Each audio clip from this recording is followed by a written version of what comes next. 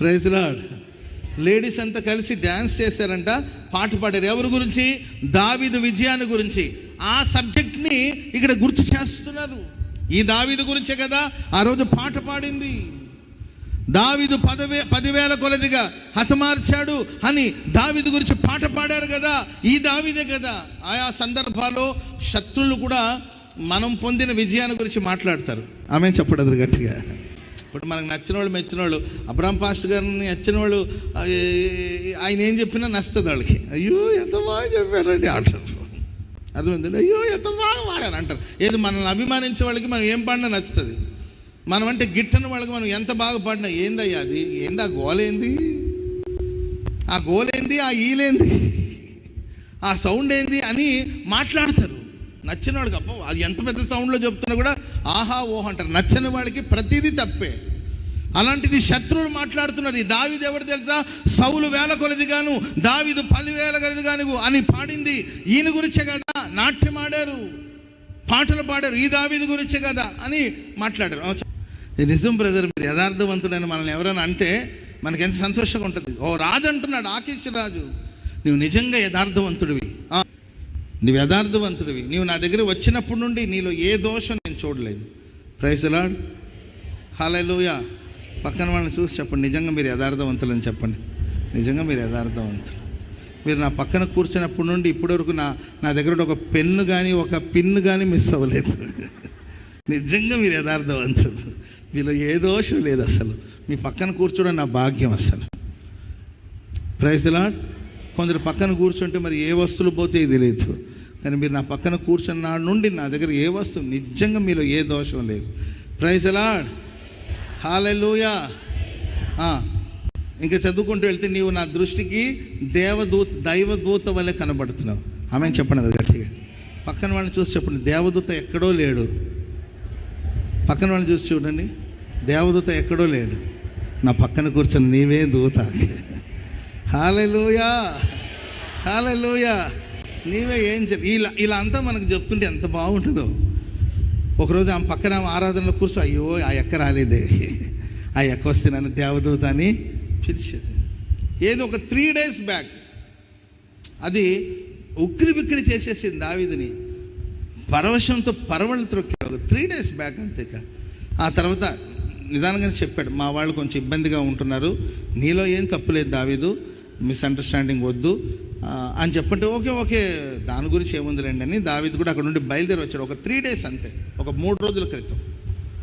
ప్రియులరా, ఒక 2 రోజుల క్రితం, 3 రోజుల క్రితం, నెల రోజుల క్రితం నువ్వు ఎంతో సంతోషంగా ఉన్నావేమో, ఎంతో హ్యాపీగా గడిపావేమో. లైఫ్ ఇలాగే ఉంటుందేమని భావిస్తాం మనం కొన్నిసార్లు. విజయం మనల్ని వరించినప్పుడు, మనుషులు మనల్ని ప్రేమించినప్పుడు, మనుషులు మనల్ని పొగుడుతున్నప్పుడు లైఫ్ అంతా ఇలాగే ఉంటే ఎంత బాగుంటుందో అని మనం అనుకుంటాం. కానీ మనం అనుకునే దానికి భిన్నంగా జరుగుతుంది కొన్నిసార్లు. 3 days గడిచిందండి. వాళ్ళు సిక్లకు వచ్చి చూస్తే వాళ్ళ ఫ్యామిలీస్ లేవు, మొత్తం చెరగా కొనిపోబడ్డారండి. అప్పుడు అందరూ శక్తి లేనంతగా, శక్తినంతా పోగొట్టుకొని, శక్తినంతా కూడగట్టుకొని ఏడ్చారు. ఇక ఏడవడానికి శక్తి లేదు. ఒక్కొక్కసారి మనం ఏడ్చి మనకు సౌండ్ కూడా రాకుండా గాలి వస్తూ ఉంటుంది. నేను చెప్తా ఉంటాను, అంటుంటారు కొంతమంది. ఏంటమ్మంటే అంటే ఏడ్చి ఇంకా మనకు సౌండ్ రాదు, గాలే వస్తుంది అనమాట. అట్లా ఏడ్చారు. సరే, ఏడ్చిన వాళ్ళు అంతవరకు ఊరుకున్నారంటే దావీదుకు వ్యతిరేకంగా వాళ్ళందరూ లేచారు. కొన్నిసార్లు మీరు చూడండి, మంచి జరిగితే అంతా పంచుకుంటారు, నష్టం జరిగితే, మంచి జరిగినప్పుడు అందరూ పంచుకుంటారు, నా వల్లనే అని. కానీ నష్టం జరిగినప్పుడు స్తోత్రం చెప్పండి అందరూ గట్టిగా. ఎవరో ఒకరి మీద తోసేస్తారు. సరే, ఆ సమస్యకు సొల్యూషన్ ఏంటి, పరిష్కారం ఏంటి వెతకకపోగా కారణం దావీదు వల్ల ఇలా జరిగిందని చెప్పి దావీదుని నిందించడం ప్రారంభించారు, దావీదుని దూషించడం ప్రారంభించారు. Praise the Lord. హల్లెలూయా. ఇంట్లో దొంగతనం జరిగింది, అందుకే నేను వద్దన్నా, ప్రార్థనకు పోవద్దన్నా. నీ ఫస్ట్ సర్వీస్కి పో, నేను సెకండ్ సర్వీస్కి పోతానని చెప్పా, నీవే వినలా. అర్థమైందండి?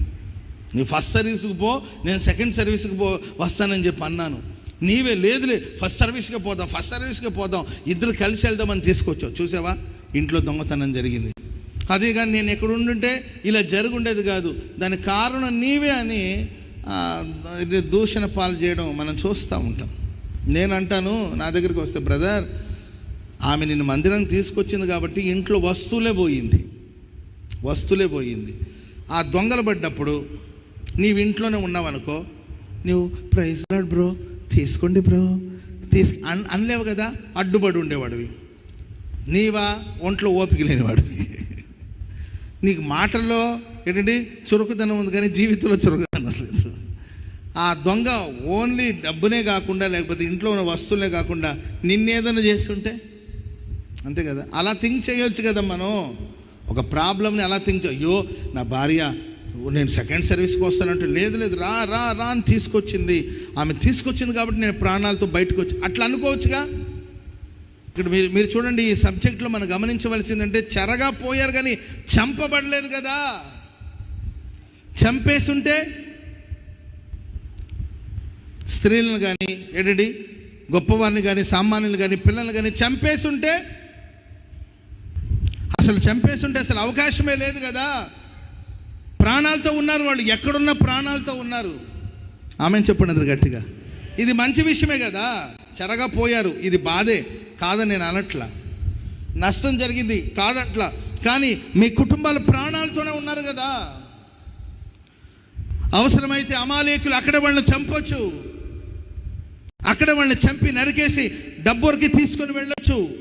కానీ వాళ్ళని చెరగా కొనిపోయారు అంటే ఒక రకంగా చెప్పాలంటే ఎక్కడో ప్రాణాలతో ఉన్నారు కదా. దాన్ని బట్టి ప్రభుని స్తుతించాలి. ఆమెను చెప్పండి అది గట్టిగా హల్లెలూయా.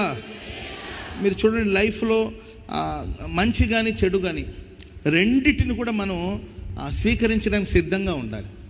ఆమె మన ఘనతను కానీ అవమానాన్ని కానీ రెండిటిని మనం తీసుకోగలిగిన స్టాండర్డ్లోకి మనం వెళ్ళాలండి. అదే బలం అంటే. ఆమె చెప్పండి అది గట్టిగా. మనం పొగిడినప్పుడు సంతోషంగా ఉండి మనం దూషించినప్పుడు ఫీల్ అయితే ఎట్లా? మనల గురించి గొప్పగా మాట్లాడినప్పుడు మనం సంతోషంగా ఫీల్ అయ్యాము, అట్ ద సేమ్ టైం కొన్నిసార్లు అవమానాలు కూడా వస్తాయి. రెండింటిని తీసుకోవాలి మనం. ఆ పరిపక్వత మనకు ఉండాలి. ఘనపరిచినప్పుడు ఘనతను తీసుకున్నావు. ఆయా సమయాల్లో కొండల మీదకి ఎక్కించేది ఆయన, లోయలో నడిపించేది కూడా ఆయనే. కొండ లోయలో నడిపిస్తాడు, అదే సమయంలో మైదాన ప్రదేశంలో ప్రభు నడిపిస్తాడు. అన్నిటినీ మనం అంగీకరించాలి, రిసీవ్ చేసుకోవాలి, ఒప్పుకోవాలి. మనం ఆ స్థాయికి చేరుకోవాలి. మనం అదే బలం అంటే. పూలమాల వేస్తారండి, పూలమాల వేసి సన్మానించే వాళ్ళు ఉంటారు. రాళ్ళ దెబ్బలు కూడా పడతాయి కొన్నిసార్లు. అంగీకరించాలి మనం. స్తోత్రం చెప్పండి అందరూ గట్టిగా.